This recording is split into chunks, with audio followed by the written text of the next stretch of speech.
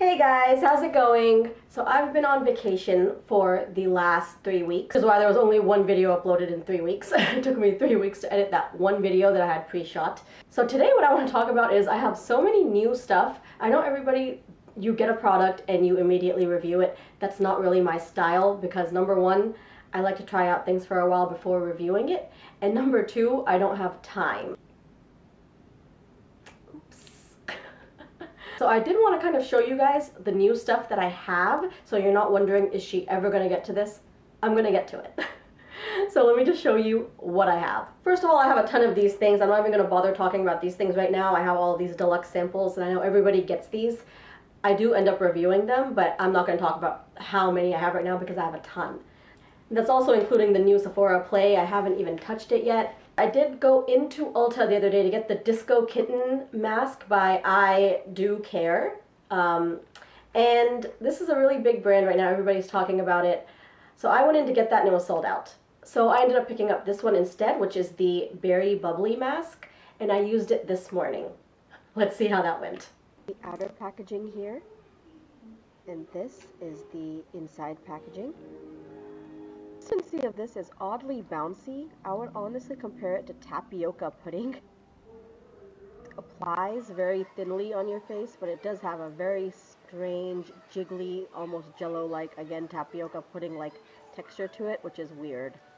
Initially, when you apply it, it's a very thin layer.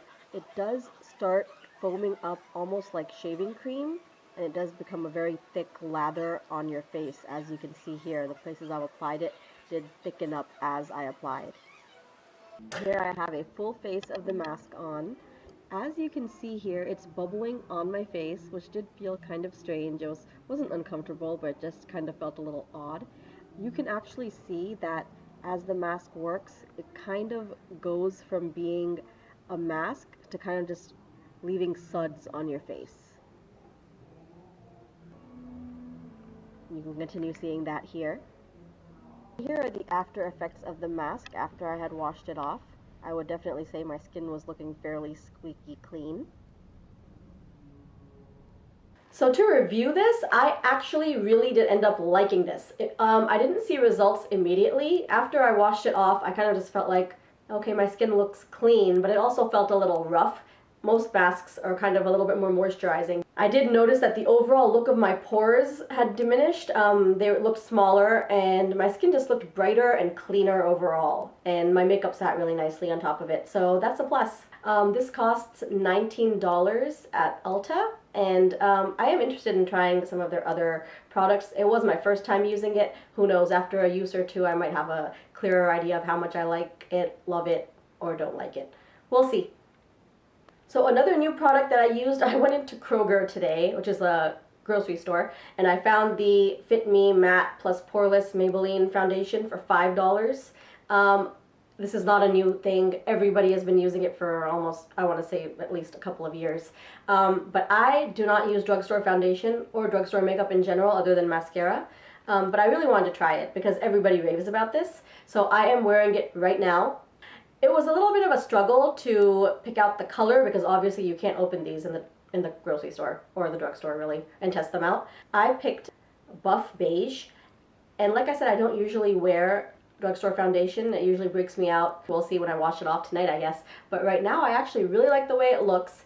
I have a really large pore on my chin. You probably have noticed in the last two videos it's been the biggest it's ever been. It's a pore that doesn't close basically. I believe it's called a pore of Wiener. I did use a product recently that shrunk it down to size, but this foundation is actually making it almost invisible. So that's a huge, huge plus for me. This actually did a really good job of covering it up. It's not as visible as it usually is these days.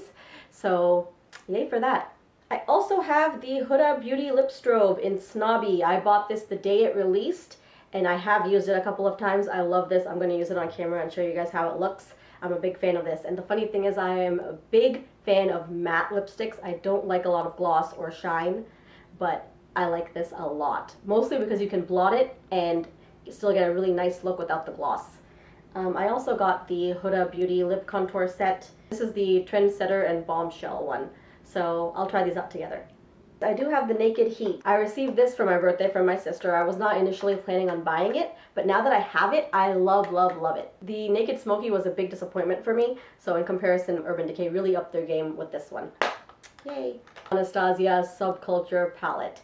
I have not used it yet. This is what it looks like. It has some really great colors, which is what attracted me to it to begin with.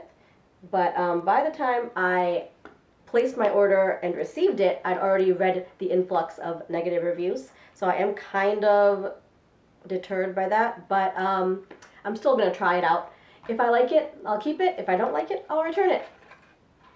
So we'll see. Alright, that's it. Thanks for watching, guys. Hopefully my next video will be a little less talk, more action. Bye!